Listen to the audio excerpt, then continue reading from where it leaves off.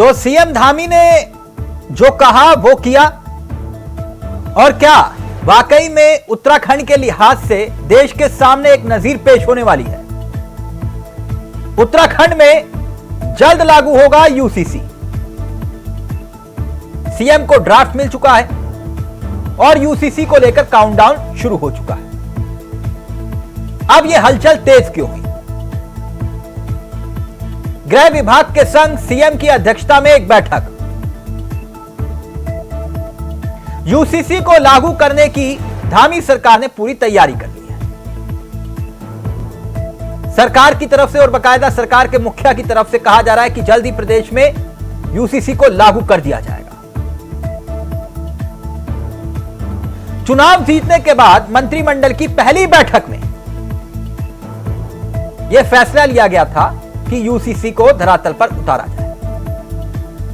UCC draft तैयार करने के लिए बाकायदा कमेटी का गठन किया गया और कमेटी ने 2 साल के भीतर समाज के हर वर्ग के साथ बातचीत करने का दावा किया और चर्चा के साथ एक ड्राफ्ट तैयार किया और ड्राफ्ट फरवरी 2024 में तैयार हुआ। और ड्राफ्ट तैयार होने के बाद इसे सरकार को सौंप दिया गया। एक प्रक्रिया हुई, प्रक्रिया के तहत लंबी जद्दोजहद हुई और अब एक खास मौके पर नजीर पेश करने की तैयारी, यानी राज्य स्थापना दिवस के मौके पर सरकार इसे धरातल पर उतारने जा रही है। और आज इसी मुद्दे पर हम चर्चा भी करेंगे। हमारे साथ मेहमान भी कार्यक्रम का हिस्सा होंगे। 2 मेहमान इस कार्यक्रम का हिस्सा बन चुके हैं। बीजेपी की तरफ से हनी पाठक हमारे साथ इस कार्यक्रम का हिस्सा और कांग्रेस की तरफ से मथुरा दत्त जोशी हमारे साथ इस कार्यक्रम का हिस्सा बन चुके हैं। कुछ ही देर में वरिष्ठ पत्रकार भी इस कार्यक्रम का हिस्सा होंगे। आप सभी का बहुत बहुत स्वागत है। सबसे पहले जोशी जी, आपसे इस चर्चा की शुरुआत करना चाहूंगा। सरकार की तैयारी पूरी है, मगर सरकार की मंशा पर शक और संदेह क्यों आपको यूसीसी को लेकर? नहीं तिलक जी, हमें कोई शक नहीं है, कोई शुबा नहीं है। सरकार बहुमत की सरकार है और बहुमत की सरकार कोई काम करना चाहे तो वो कर सकती है, उसमें कहीं कोई दिक्कत नहीं। एक बात। दूसरा ये है कि यूसीसी भारतीय जनता पार्टी का एक राजनीतिक एजेंडा है। ये आज से नहीं है, आप भली भांति जानते हैं। भारतीय जनता पार्टी कहती रही हम यूसीसी लाएंगे, जब बनी थी 82 में, उससे पहले नहीं, राजनीतिक एजेंडा तो वो धरातल पर उतार तो रहे हैं। नहीं, मेरी पूरी बात तो जरा सुन लीजिएगा प्लीज। और उससे पहले भी जनसंघ थी, तब ये यूसीसी की बात करते थे। उससे पहले हिंदू महासभा थी, तब ये यूसीसी की बात करते थे। ठीक है, आज इनकी पार्टी सरकार में है, इसको लाना चाहिए, लाए हैं, लेकिन ये राज्य का विषय नहीं है, ये केंद्र का विषय है यूसीसी। ठीक।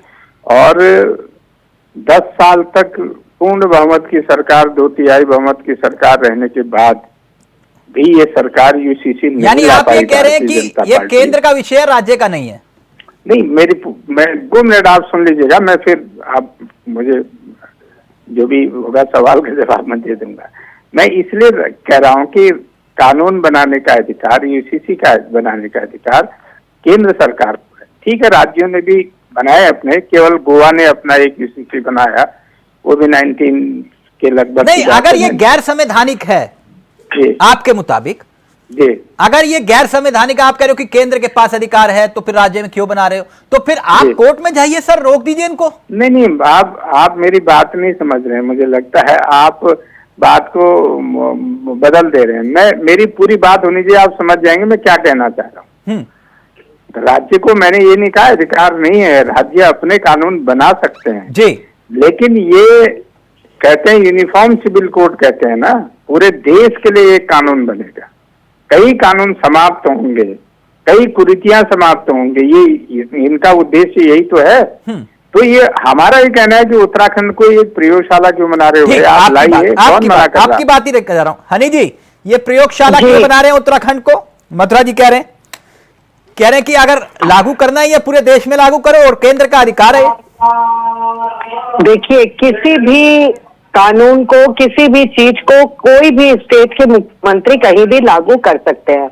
And I can't understand the meaning of प्रयोगशाला कि उत्तराखंड को प्रयोगशाला क्यों बना रहे, इसका क्या मतलब हुआ मुझे समझ में एकदम नहीं आया। बताएंगे मथुरा जोशी जी क्या कह रहे हैं, प्रयोगशाला का मतलब क्या है वो बताएंगे। हाँ, दूसरी बात मैं ये कहना चाहती हूँ कि अगर उत्तराखंड में ये लागू हो रहा है, हाँ। जो कहा उसको निभा रहे हैं, कोई झूठा दम नहीं भरते हैं, जो करते हैं वो, जो कहते हैं वो करते नहीं, झूठा दम भरते हैं, वैसे हमारे मुख्यमंत्री श्री पुष्कर सिंह धामी जी, और वो अगर यहाँ पर वादा किया हुआ अपना निभा रहे हैं, धरातल पर उतार रहे हैं, समिति की रिपोर्ट सौंप दी गई है, तो इसमें बुराई क्या है? मैं पूछ क्या इनको बुराई, क्या इनको बुराई ये लग रही है? प्रयोगशाला का मतलब क्या है, पहले ये समझिए। तिलक जी, मैं और सवाल 1 मिनट ले लीजिए मेरा। मथुरा जोशी भाई साहब वरिष्ठ है, निश्चित रूप से सही जवाब देंगे। दूसरा, क्या जब हम अपने हिंदुस्तान में रह रहे हैं, अपने राज्य में रह रहे हैं, अपनी जगह पर रह रहे हैं, अलग अलग धर्म और समुदाय के लोग हैं, तो सब समुदायों का अगर एक ही कानून हो रहा है तो क्यों प्रॉब्लम हो रही है? कोई अगर लिव इन रिलेशनशिप में रह रहा है तो उसकी पूरी जानकारी होनी चाहिए, ये कानून है, इसमें तो क्या प्रॉब्लम है? मुस्लिम महिलाओं को समान रूप से गोद लेने का अधिकार प्राप्त हो रहा है तो क्या प्रॉब्लम हो रही है? इस तरीके के बहुत महत्वपूर्ण बिंदु है। अगर ये उत्तराखंड में लागू हो रहे हैं, इस उत्तराखंड की जरूरत को देखते हुए हमारे यशस्वी मुख्यमंत्री श्री पुष्कर सिंह धामी जी यहाँ पर लागू कर रहे हैं, तो इसमें किस प्रकार की दिक्कत इनको हो रही है? मथुरा जोशी जी, जो आपने प्रयोगशाला शब्द इस्तेमाल किया उस पर एक तो हनी जी को ऐतराज है, वो कह रहे हैं कि इसका मतलब क्या है, जरा वो विस्तार से समझाइए। और अगर धामी सरकार कर रही है तो आपको ऐतराज क्यों है? मैंने तिलक जी पहले ही कहा, विनम्रता से कहा, मेरी बहन किसान है, पढ़ी लिखी है और मथुरा जी प्लीज अगर फोन पास ले आए तो सर। बहुत अच्छी डिबेट करती हैं। मैं इनकी किसी बात पर सवाल खड़ा नहीं कर रहा हूँ, मैं सरकार पे भी सवाल खड़ा नहीं कर रहा हूँ। मैंने कहा ये ला सकते हैं। नहीं, प्रयोगशाला का मतलब क्या वो जानना चाह रही है। प्रयोगशाला का मैंने कहा ना कि अगर आप भारतीय जनता पार्टी अपने राजनीतिक एजेंडे के प्रति अगर गंभीर ईमानदार है तो क्यों नहीं केंद्र में ला रहे हैं? 10 साल तो इनकी सरकार रही, 2/3 बहुमत की सरकार रही, अगर हिम्मत की तो ले आते ना। नहीं तो कहीं से अगर राज्य में वो अधिकार है और राज्य अपना वो अधिकार का इस्तेमाल कर रहा है और सरकार ने बकायदा जनता से विश्वास के मत पर यह फैसला लेने का निर्णय किया है। बिल्कुल किसी जनता से कोई सलाह मशवरा नहीं किया गया। हिंगा मस्ती है, तानाशाही है, डिक्टेटरशिप है, दादागिरी है। तो चर्चा तो आपको भी चर्चा के लिए बुलाया था, आप कह रहे हो चर्चा ही नहीं किसी से। मैंने तो खुद जवाब दिया। मैंने पूछा कि आपका ड्राफ्ट क्या है, जरा वो भेज दीजिए। उसको पढ़ने के बाद मैं अपने सुझाव देता हूं। आपने किसी से चर्चा नहीं की, थोप दिया कानून। नहीं, मैं जरा तिलक जी बड़ा मेहरबानी करिएगा, मैं गरीब आदमी हूँ, जरा मेरी सुन लीजिएगा। सर आप जैसा गरीब तो इंसान सबको बनाए। नहीं, मैं क्योंकि मैं विद्वान लोगों के सामने बैठा हूँ, क्यों हनी जी मेरे से ज्यादा विद्वान है, थोड़ा सा मैं अपनी बात कह लूं, सर पूरी बात कह लूं, उसके बाद मैं जवाब सुन लूंगा। कांग्रेस आप जानते मैं बड़ी फेयर, आपकी बात को बहुत गंभीरता से सुनते हैं सर सब। मैं फेयर डिबेट करता हूं, मैं ज्यादा ये नहीं करता हूं कि डिस्टर्ब ड्रिल नहीं करता हूं। हमारा कहना ये है कि मैंने 4 पत्र इनके आयोग को लिखे। भाई आपका ड्राफ्ट क्या है, आपकी मंशा क्या है, आप किन बिंदुओं पर सुझाव चाहते हैं, उसमें हमको बता दीजिए, हम वो सुझाव बना के आपके पास लाते हैं। आयोग ने कोई जवाब नहीं दिया। मैं मुख्यमंत्री का धन्यवाद करूंगा जो विधानसभा में उन्होंने इस बात का जिक्र किया। हमारे वो पत्र जरूर आए, लेकिन ड्राफ्ट क्या है, क्या आप कहना चाह रहे हैं, क्या आपकी मंशा है, क्या आपकी नियत है, क्यों आप इसको लाना चाह रहे हैं, इन बिंदुओं को तो किसी को बताओगे ना। आपने मुझे डिबेट में बुलाया तो आप जो बात सवाल करेंगे जवाब देना मेरा धर्म बनता है कि फर्ज बनता है, मैं उसका जवाब दूंगा, संतुष्ट करने की क्रिया। लेकिन आयोग ने कहीं कुछ नहीं कहा। मतलब चार चिट्ठियां लिखी है उन्होंने बकायदा, जवाब दीजिए आप। वो कह रहे 4 चिट्ठियां लिखी है। मैं थोड़ा सा और आगे बता दूं। हनी जी उसका जवाब दे दे, फिर आ रहा हूं जोशी जी आप ही के पास, क्योंकि आज दोनों को ही रखा हमने। आप देखिए, ऐसा है मथुरा जोशी भाई साहब जिस प्रकार से वरिष्ठ प्रवक्ता भी हैं, अपने पार्टी में संगठन महामंत्री भी हैं, उनसे मुझे इस प्रकार की उम्मीद नहीं थी कि इस तरीके की झूठ और अफवाह किसी नेशनल चैनल के डिबेट में वो फैलाएंगे। जिस प्रकार से ये कह रहे हैं कि वो ड्राफ्ट हमें प्राप्त ही नहीं हुआ, तो ड्राफ्ट ओपन फॉर ऑल था। हनी पाठक जी को शायद मैं आपके बीच में इंटरप्ट नहीं कर रही थी, मैं आपके बीच में इंटरप्ट नहीं कर रही थी, वाला व्यक्ति नहीं हूँ, पहले बीच में इंटरप्ट नहीं कर रही थी। अभी आप कह रहे थे, अभी आप कह रहे थे मेरा काम नहीं है डिबेट को घुमाना। रिकॉर्ड में इनके मुख्यमंत्री ने सदन में कहा, माननीय मुख्यमंत्री जी ने, कि मथुरा दत्त जी ने, ये उनके उपाध्यक्ष हैं, ये उनका पत्र है, ये उन्होंने रिसीव किया है। मेरे पत्रों का उल्लेख उत्तराखंड की विधानसभा में हुआ है, शायद हनी पाठक जी को मालूम नहीं है। मैं एक बात, मैं किसी अफवाह में बात नहीं करता हूँ, मैं हल्की बात नहीं करता हूँ, मैं बिलो बेल्ट प्रहार कहीं नहीं करता हूँ।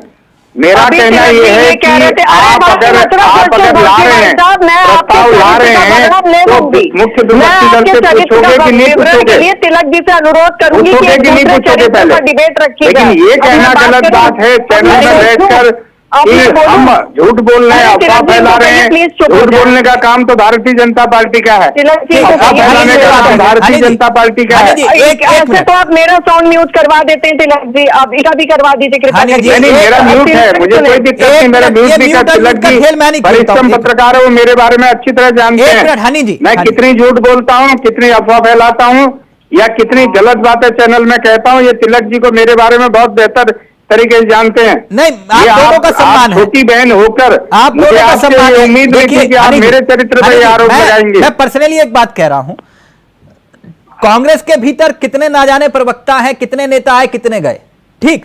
मथुरा दत्त जोशी जी अगर कोई बात कह रहे हैं, उसका कोई आधार होगा, इसको पर्सनली तो मैं वही तो बता रही हूँ, मैं उसी मुद्दे पर आ रही हूँ। अगर वो अपनी बात बोल रहे हैं तो एक मुद्दे पर आप अपनी बात रखिए, आपको कोई नहीं रोक रहा। मैं उसी मुद्दे पर आ रही हूँ। देखिए, मेरी आपत्ति केवल इसमें है ना, मेरी छोटी बहन है, मेरी छोटी बहन है, मेरी शुभकामनाएं हैं कि भविष्य में अच्छी नेता बन सकती है। मेरे जैसे व्यक्ति भाई ये कहें कि मैं चैनल में झूठ बोल रहा हूँ, मेरी आत्मा को बड़ी पीड़ा हुई, मुझे बड़ी चोट लगी, और मुझे बड़ा अफसोस है कि पढ़ी लिखी बहन हमारी और मेरे जैसे व्यक्ति भाई ये बात कहे कि मैं चैनल और राष्ट्रीय चैनल में अगर आपको सिर्फ इनसे डिबेट करनी है तो माफ करिएगा, फिर ये डिबेट का सवाल नहीं है। देखिए, मेरे को धमकी मत दीजिए, आराम से। ये चुप ही नहीं हो रहे, ये चुप ही नहीं हो रहे, सिर्फ अपने चरित्र का विवरण यहाँ पर डिबेट में बैठ के कर रहे हैं। मैं उसी बात को कह रहा हूं तिलक जी, कोई एक चीज को पकड़ ले रहे हैं, उसको लगातार बोल रहे हैं। जोशी जी, हनी जी, एक एक करके आप दो ही लोग हैं, आप दो ही लोग हैं, एक एक करके अपनी बात करिए। बोलने का मौका देंगे तब ना कोई बोलेगा। तिलक जी, आप एक डिबेट और रख लीजिएगा, मेरा आपसे अनुरोध है, जिसमें अपनी बात पूरी करिए। चरित्र के व्यक्ति हैं, पूरी डिबेट कर लेंगे उससे। ये बात कह रहे हैं ड्राफ्ट ओपन फॉर ऑल था, सब लोग अपना सुझाव उस लिंक में डाल सकते थे।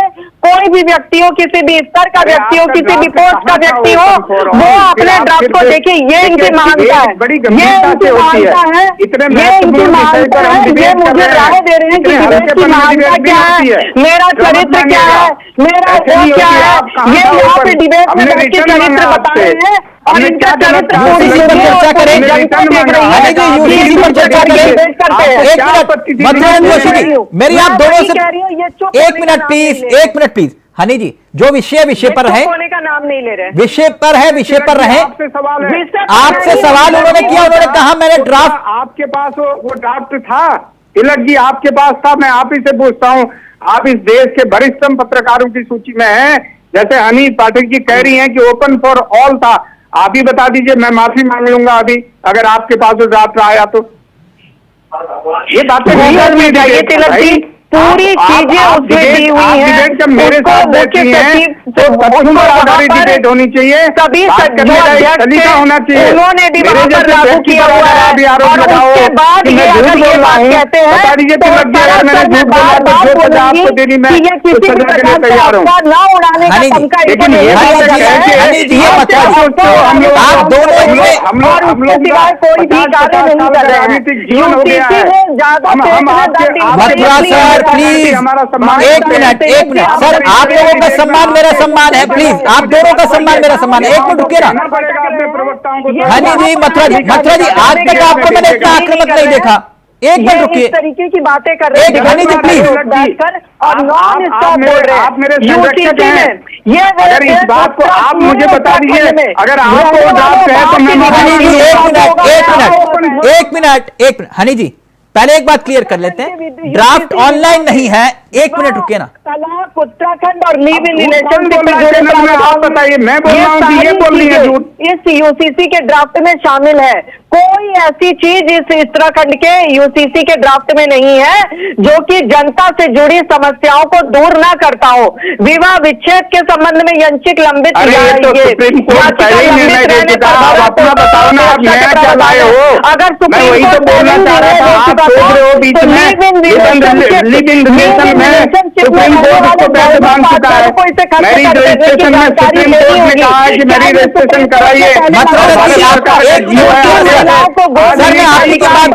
सर एक मिनट हनी जी को सुन लीजिए ना, लागू कर दिया। एक मिनट मथुरा जी, हनी जी को सुन लीजिए। रहती है उनको छोड़ दिया है।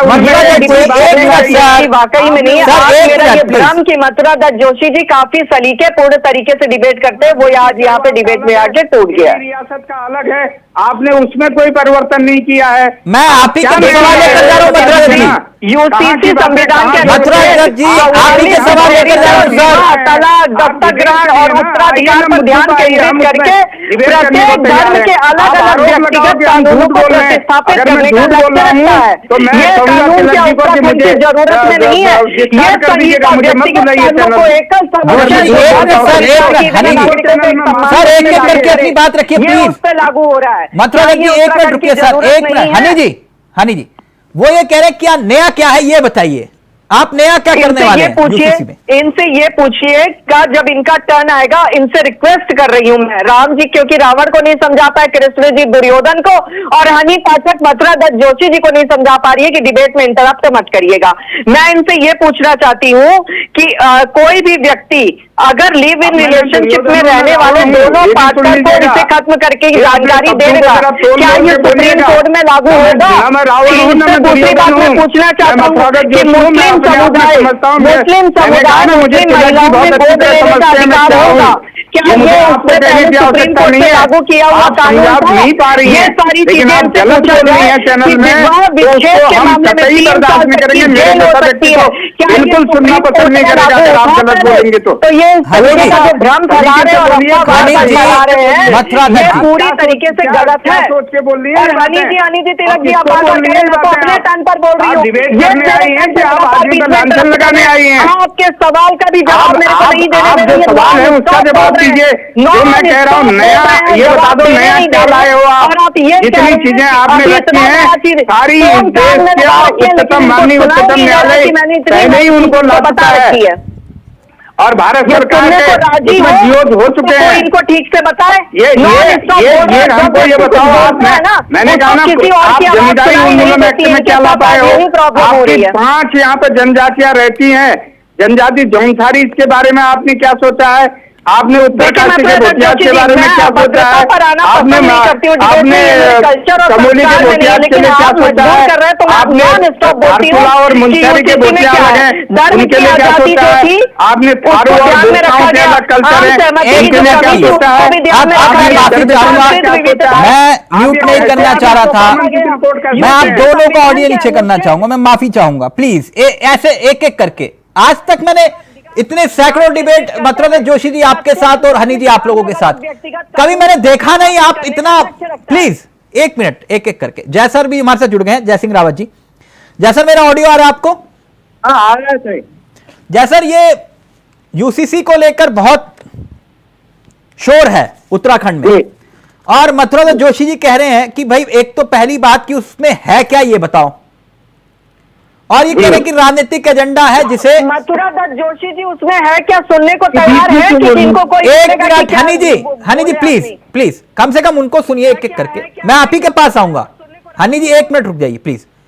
जय सर अपनी बात रखिए प्लीज। बीच में डिस्टर्ब नहीं, आवाज बंद कर दो ना। स्टार्ट नहीं कर रहे हैं। हनी जी प्लीज सुन लीजिए जी, बोलिए जय सर। हाँ मैं ये कह रहा हूँ कि समान नागरिक कानून होना ही चाहिए। सुप्रीम कोर्ट भी और हाई कोर्ट कम से कम 5 बार कह चुके हैं कि समान नागरिक कानून होना चाहिए, लेकिन इसमें संवैधानिक अड़चनें इतनी हैं कि जो संभव नहीं है फिलहाल।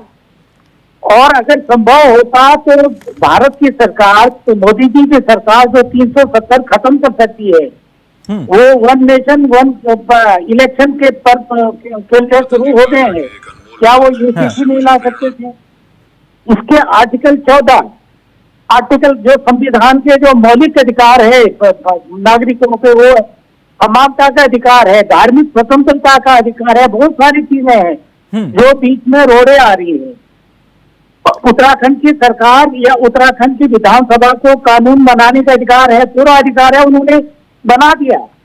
अब उसकी नियमावली भी आ गई है, शायद बन गई है, तो करेंगे, लेकिन लागू भी कर देंगे, लेकिन लागू रहेगा या नहीं रहेगा मुझे उसमें शक है।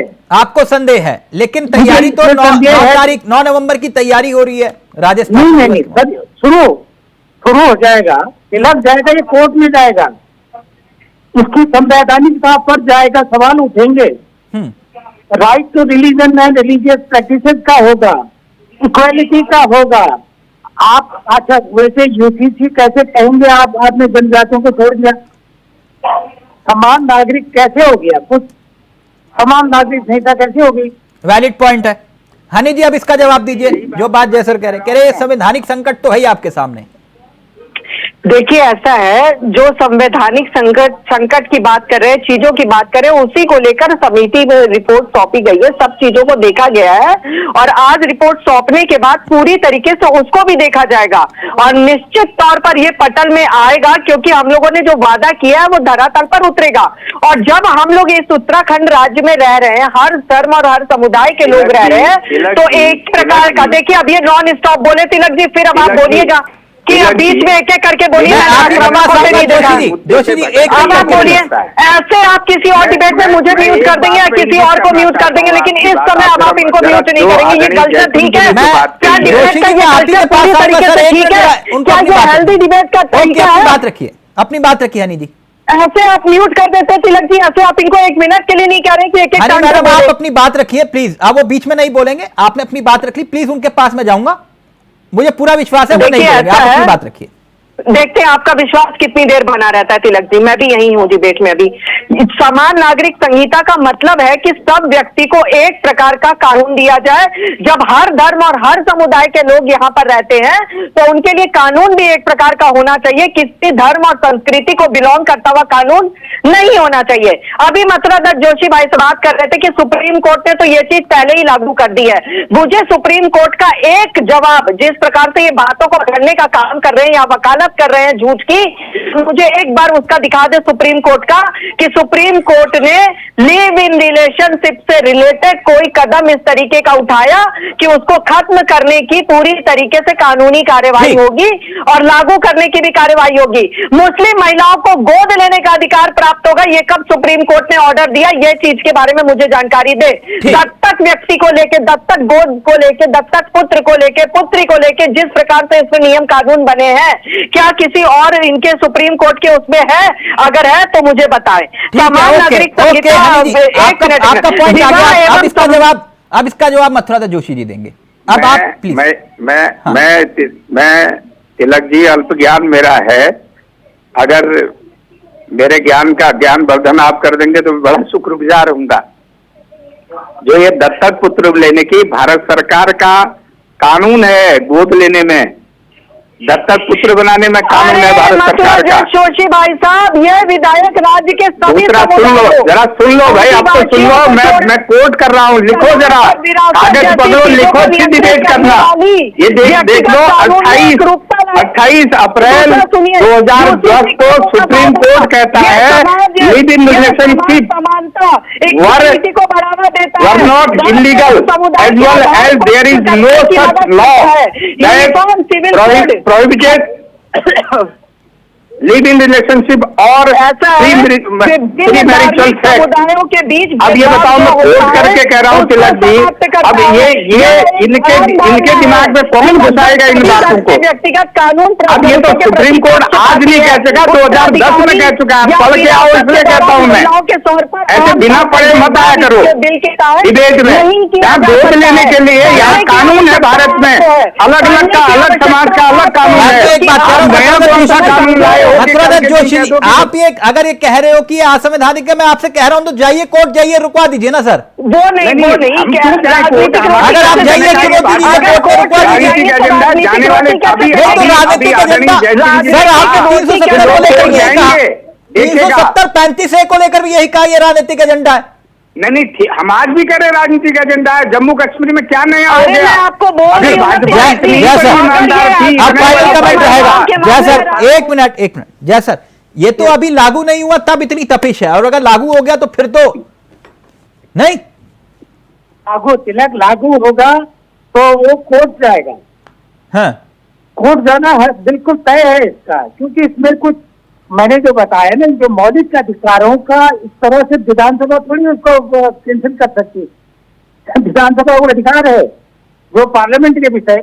उल्टा काम ये होता है, मोदी जी पहल करते हैं, भारत की सरकार पहल करते तो उत्तराखंड में भी स्मूथली चलता है, लेकिन वहाँ पहल हो नहीं रही है।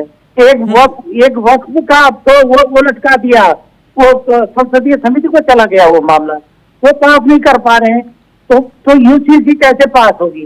हाँ। भाई कमिटमेंट था ना, भारत सरकार का कमिटमेंट था। यानी आप ये कह रहे हैं कि ये मसला कोर्ट में जाएगा और सरकार ये कहेगी कि हम तो लाना चाह रहे थे और हमने अपना वादा पूरा किया, कोर्ट हम लाना चाह रहे थे, हमने बना दिया, लेकिन विरोधियों ने चलने नहीं दिया। हाँ, ठीक। अच्छा ये होता है कि नहीं, मैं वही पूछ रहा हूं, या तो मथुरा जोशी जी बोले कि हम जाएंगे कोर्ट, ये वो भी नहीं बोल रहे हैं। हाँ, है ना? नहीं, ये उसने बोर्ड ने, मुस्लिम पर्सनल लॉ बोर्ड ने कह दिया हम जाएंगे।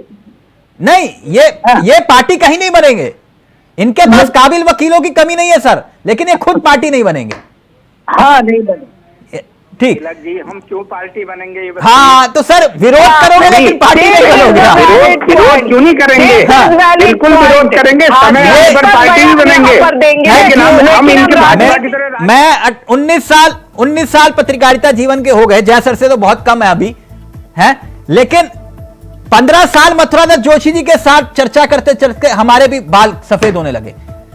लेकिन आज पहली बार मैंने देखा मथुरा जोशी जी, पहली बार देखा मैंने आपको कि आपने हनी पाठक जी को बोलने नहीं दिया।